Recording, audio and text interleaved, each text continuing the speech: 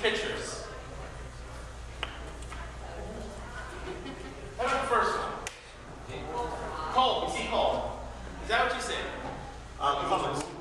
Pumice. Pumice. Okay. How about the second one? What do you see? Okay. Monarch butterfly. Monarch butterfly. Interesting. Okay. And what do you see on the bottom? Sheet metal? Sheet metal. Yes, it is. It actually is a sheet metal. It's just an interesting thing. You know, when we look at things, we naturally go to, well, what do you see? But really, when you think about it, that rock, that coal, actually becomes a diamond eventually. That's not maybe what perfect, although someone did say that earlier on, that they saw that. You know, Steve over there obviously saw the monarch butterfly coming out of that larva. And with the sheet metal, you know, you really see this piece of art potentially coming out of it. What does it take? And why do we always, when we look at things, we see just the obvious. We never go beyond it. What stops us? And particularly, what is it when we think about people? You know, think about a person. When we look at a person, what do we see? Do we see what they are? Do we see potentially what they could be? And moreover, what do we see in ourselves? How do we see ourselves? And even beyond that, the question that we really want to deal with for today is, how does God see things? How does he see us? Because when you start looking at these things, you know, the coal goes through tremendous pressure and becomes that diamond eventually. And through a whole process will be reshaped into that. The larva becomes the butterfly only after it goes through the cocoon and actually goes through the pains, if you would, of coming out of that cocoon. You cut that cocoon too early, the muscles don't develop, and it just lays there. And then likewise, the sheet only becomes that piece of art with the hammer in the hands of that artist, hammering away at it with what they see coming out. And it's the same way in our own lives and in the lives of people.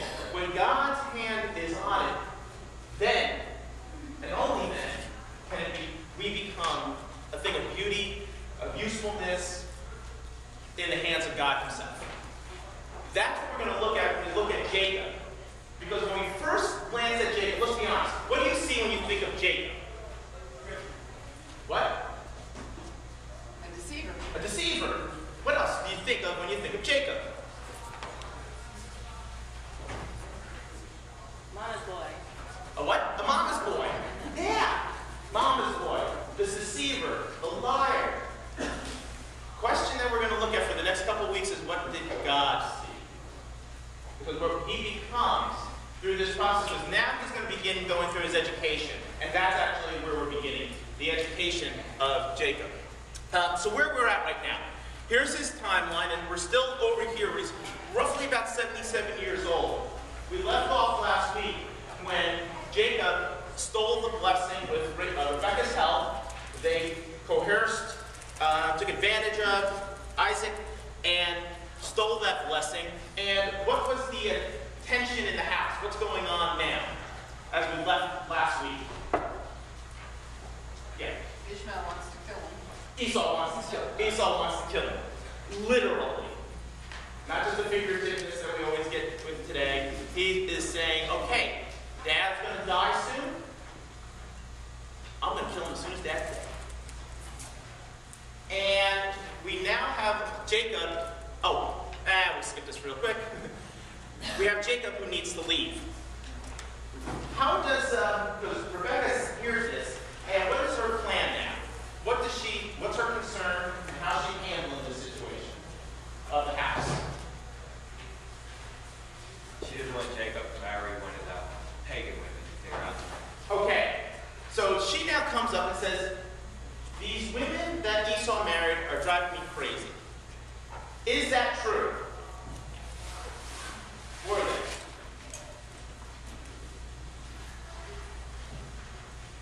Yes, because he married women of the land, the Canaanites. And most likely it was true, yeah, because he married Canaanites of the land, and it probably was a tension in the house. She wasn't lying in that. Okay? So because of that, what does she go to Isaac and wants him to do?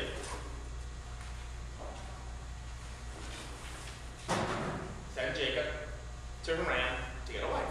Is that the reason why she wants Jacob to go to Haran? So the deception continues. Here, so I want you to think about this. What just happened? They deceived Isaac. They had this whole thing, and you would think, okay, we learned our lesson, right? We don't want to do this anymore. The tension is now growing.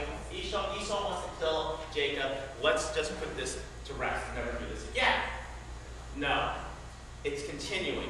Okay, how do I get Jacob over to Haran? I know. I'll just say he needs to marry. He needs to do that anyway. He needs to get married. Look at the boy, 77 years old, boy bang, right? Let's get him up there. Get him married. And so that's what she puts together as Isaac. Okay, makes sense. Looks logical. Let's let him go. Okay?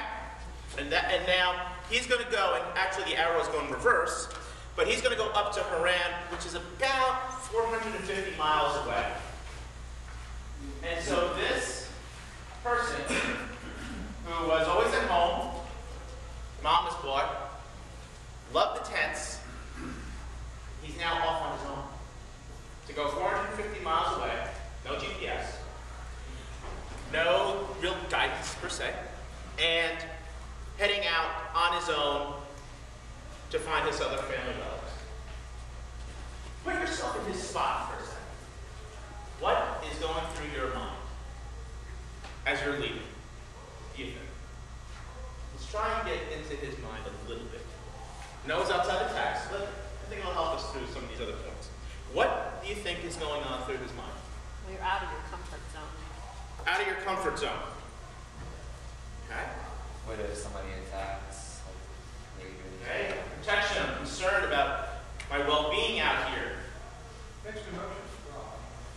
Either sorry to leave, we have anticipation of something new beginning. Okay, so maybe a new beginning, so some anticipation, but then leaving and the sorrow, those mixed feelings. Okay. What else do you think is going on?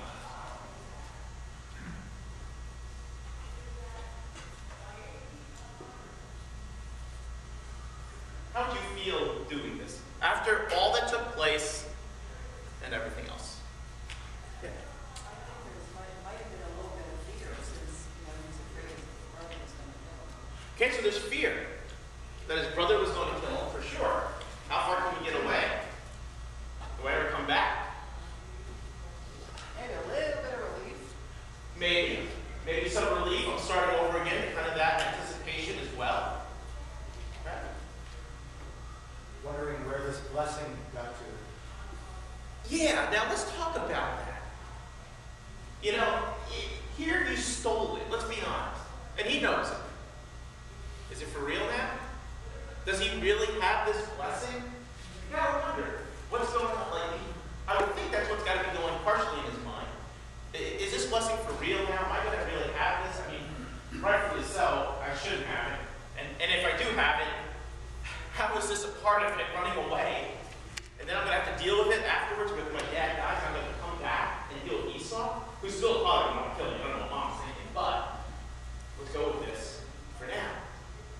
All of these emotions potentially running through. And it's interesting how, you know, we do have to go through things. We do have that happening in our own lives. When difficulties happen, we always ask, well, what if? What happened? What if I didn't steal this blessing? What happens if I just let God do what he wanted to do? Would things be different? Okay. But he's out of his zone now. And what's interesting, actually, one of the things that happens here is he's going to go get his wife. Esau actually realizes that, hey, Mom and Dad were upset with the wife choices I took. So he goes out and gets a third wife from Ishmael, to kind of make things better. Why would he do that?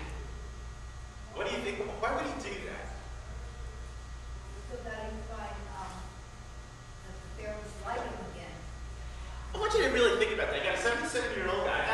You know, you can argue on maturity levels and other things about how people were back then, how things grew. But nonetheless, an adult still trying to please his parents. That doesn't happen, does it? If anyone's Italian family, you know very well how that is. And isn't that weird? You know, I'm sure we get caught up with that. And just, again,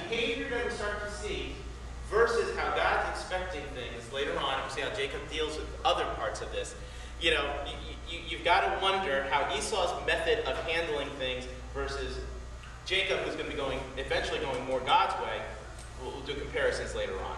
But just keep that into your notes, in your mind. Okay, so while Jacob's away, we'll take a look now. Open up to chapter 28. Because now Jacob has this dream.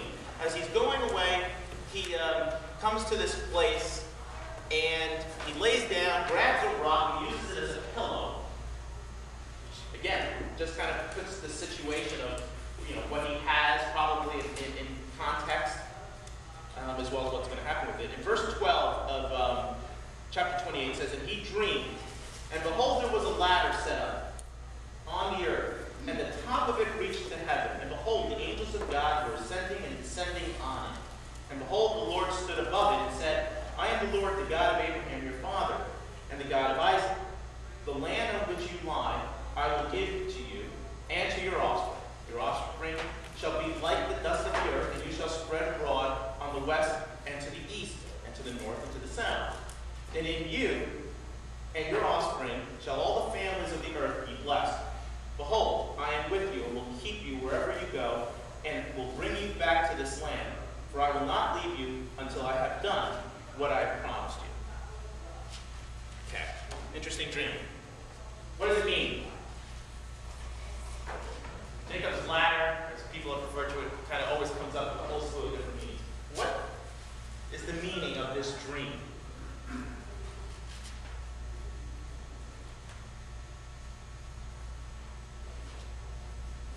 Okay, so let's take it in parts.